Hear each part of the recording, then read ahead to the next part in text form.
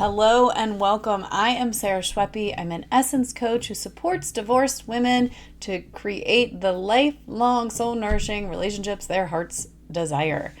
I wanted to talk a little bit today about SEW. It is hands down the most powerful tool I have ever learned, that I have in my tool basket. And so I wanted to go a little bit more into it today so that you know what I'm talking about if you're reading through or you're watching through my other videos. SEW stands for Sensations, Emotions, Wants. This is a tool that was created by Dr. Julie Colwell with the Evolutionary Power Institute. This tool is designed to take any person, any couple, any group out of projection and back into the unarguable truth. What I mean by projection is when we have a feeling, energy comes up in our body. If we don't allow that energy to move through, it can get stuck, and our mind takes over, sort of reflects that energy, looks outside to explain it, and generates a story, often with a lot of blame, negativity. This is a place where we would call below the line, which is when we're inhabiting any negative energetic state. Negative not because it's bad or wrong, just because it drains our energy. We're in a stress response here. So this is where we're feeling mad and sad and scared, despairing, shameful, prideful. Anytime something happens, right? The milk gets spilled, your partner shoots you the look, you lose the job, you get in the argument, something happens and we have a feeling. This tool is to help us go into that feeling, get the message from our body in a blame-free way, right? We're removing other people because our minds get involved and say, it's your fault I feel this way, you hurt me or I hurt you. So to come into our bodies, to get the message, and then to discover what it is we really want. Because a lot of times from reactive brain, from those negative emotions, it looks like I want you to love me more. Why won't you love me more? Why won't you just come home on time? Well, when we shift through that negative energy, we reconnect with our essence, with our soul, with our truest self. And from there, the wants look very different. Oh, I want to feel connected and loved, and I want to feel warm and safe, right? This depends on each individual what they're wanting to feel. So I'm going to go through this briefly. I'd love to hear any questions or things that come up for you as I'm going through this. So the first step in the process, sensations, is to just simply notice a sensation in your body. Right? So I'm like tuning in right now into my body. I have tightness in my neck right here. Now, I could say, well, I haven't strength trained in a few weeks, and I've had these tension headaches from this issue I had last month, so it's probably nothing, right? I don't know, could be. But also, what does my body want to tell me, right? So I'm noticing tightness in my neck. I have a little bit of tension in my head. I'm scanning the main areas right now, which are my stomach, my chest, and then my head, neck, and shoulders. So mostly I'm just noticing this energy right here in my neck. So that's the first step, is to notice your sensations. And I wonder if when you do this, if you just put your attention on that sensation, right? Just direct your attention there like I'm doing right now on that tightness. I'm smiling because it's shifting. This step alone is incredibly magical, because what you're doing is you're putting your attention on the place, right? This is where, instead of doing this, we smoke the cigarette or drink the beer or criticize a partner or over-exercise or overwork, right? All the things we do to not feel the feeling. Just putting your attention there is actually allowing the feeling to be felt. You can even invite the sensation to get as big as it wants to get, right? Because we're not used to this. We're not used to facing into the feeling. We come in, our mind comes in and distracts us and tries to take us away from it. It turns out if we just put all our attention there, the energy will shift. And I wonder if that's happening for you right now. I notice it's happening for me. Like the tightness is loosening. Okay. And this can sometimes take a minute, especially if you're new to coming into your body and being with your energy in this way. So often in sessions, what I'm doing with clients is having them notice their sensations, and then, we're kind of like following the breadcrumbs. So then they might have tightness in their neck, and then they're like, oh, my chest feels heavy, and then we'll be with that for a minute. We'll kind of move that through, and I notice butterflies in my stomach. This could take an hour, right? Because I never know where the energy is going to take us, what sensations are going to pop up. Lots of feelings can be felt. So that's the first step, is to notice the sensation. You can even invite it to get bigger, because what you're doing is you're letting it express, right? Doing the opposite thing of what most of us do, which is to turn away from it, find a way to get away from it. So then the next step is emotion. So we can ask the sensation which emotion it is. And in this work, we're working with 5 basic emotions: mad, sad, glad, scared, and sexual. Sexual is not really a feeling, but it's on the list because people get weird about it, and anyone gets to feel anything at any time for any reason in this work. The glad and sexual are above the line. The mad, sad, and scared are below the line, the more negative energies.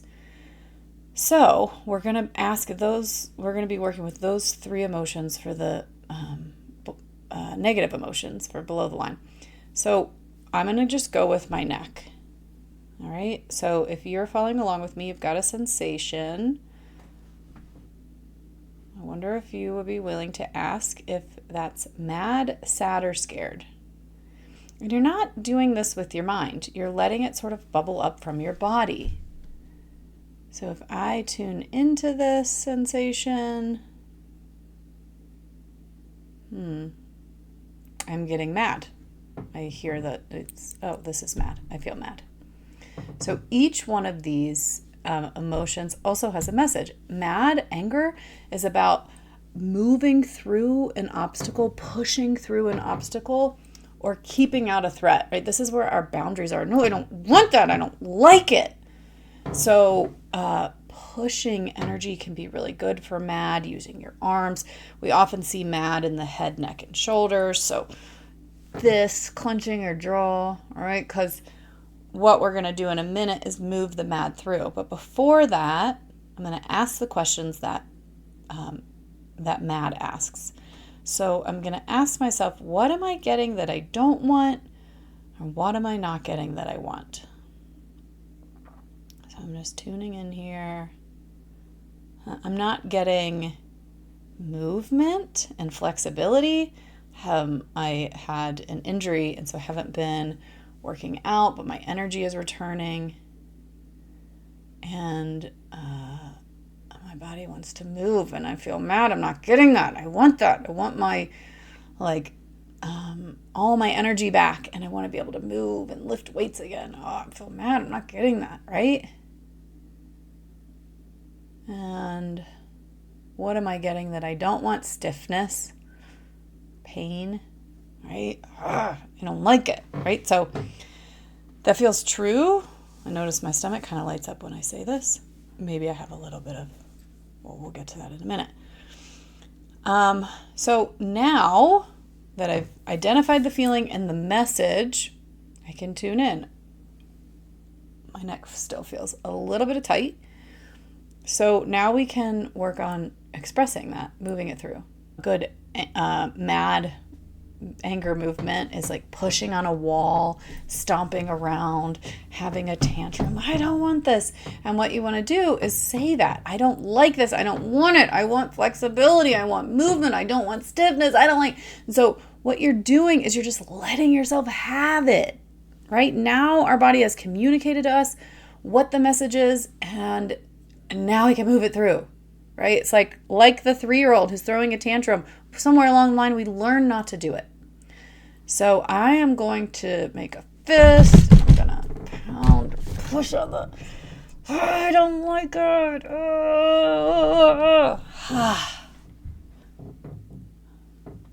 It's moving it through. It's getting lighter. I just love it how this happens every time. I'm going to do a little more of that. I'm so mad. I don't like it. I want flexibility. I want to move my body more. I don't like the stiffness. All right, I'm clenching my jaw. Okay, now this could take a full session sometimes. So that's mad. There's another great way to move anger energy through. It's called a screaming plank, where you do a plank position and you just scream and yell. Right? Like anger is big energy. So punching a pillow, punching the bed, using your arms, letting that really fully move through your body. So I noticed some butterflies come up in my stomach as I was doing that. So I'm going to go to my stomach, and I already know that this is a big place for fear. And so I just tuned in. Is this mad, sad, or scared? It's scared. And fear asks the question, what's the perceived threat or danger? Perceived because it may not actually be a threat, right? But my mind is perceiving it to be that way. And so if I tune in, like it gets a little bit bigger when I tune in. What's the perceived threat or danger? I had a fear come in of, what are you all going to think? Is this weird? And if you all think it's weird, it's like, oh, I might be cast out, left all alone, out of connection, right? Very kind of primal things. So like, and as I'm noticing that, I can feel that energy moving through. Now, if you've not done this before, it might take a minute. You got to kind of play with it. I've been doing this for several years now, so the energy, not always, but can sometimes move through pretty quickly. But if you're working with fear, other fear moves you can do are having a freak out, where you just kind of run around like, I'm freaking out, right? Because that agitated fear just wants to move. Maybe you want to run if you have agitated fear. Do a sprint around the house. Frozen fear, right? Where we're kind of deer in the headlights. Sometimes if we make that bigger, freeze, and then start to unfreeze by wiggling your fingers and your toes. Right? Maybe I want to hide under the blankets. If you tune into your body, it will often tell you what it wants. And my suggestion would be to follow that, to give your body what it wants, because I think we have a lifetime of overriding these signals and the body's desire to move stuff through. So if you have an impulse to do something that would help support you, I would recommend to follow that. Of course, as long as you feel safe and you feel okay about that. So the last place I want to go to is the chest. I don't actually have any. Let me just check. I don't actually have any energy in my chest right now, but if you do, you might have heaviness, you might have tightness. Sometimes you might get a lump in your throat. And so if you're experiencing that, really tuning in, putting all your attention there and asking, is this mad, sad, or scared? So for me and for many people, this is often a sad area. So we're just going to go with that. So let's say this is sadness. Okay, we've identified that it's sad. Sadness asks about the loss. So what have you lost? Asking your body, what have I lost? Just noticing what kind of blurbs up. I don't actually have one here, but I'm going to give you a minute. And then noticing how the sensations shift with that. Noticing if there's any more sensation in there. If there is, we could then go to a shift move for sadness, which could be like lung yoga, which is where you kind of pull your shoulders forward, moving that energy. You could cry, wail, sob. Maybe you want to curl up. Maybe you want to curl up in the bed. If you feel tears, letting those tears flow through.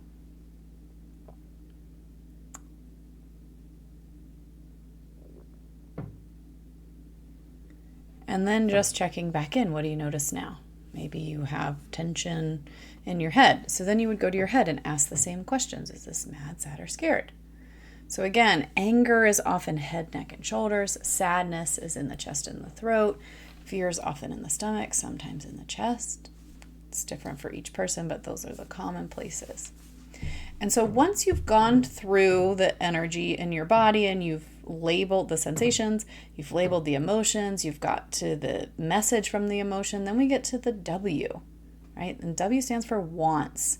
So from here, before we go into our wants, we want to check, are you above the line or are you below the line? Right now, I feel above the line. I feel pretty exhilarated and excited to be here. I love this process because it's so life-changing. Can you hear my chair? It's kind of squeaky.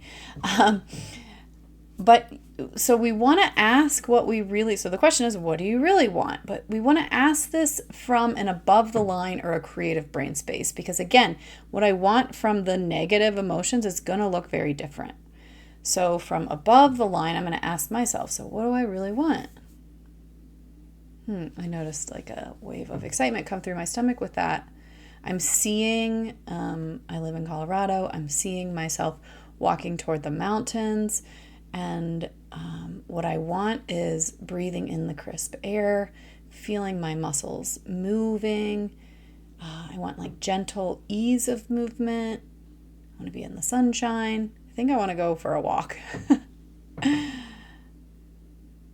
And just checking in.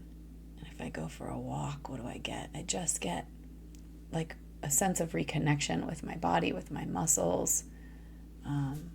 I want to appreciate my body for everything it's been through in the last couple of months. Okay, so that's coming from a very different place when I'm above the line.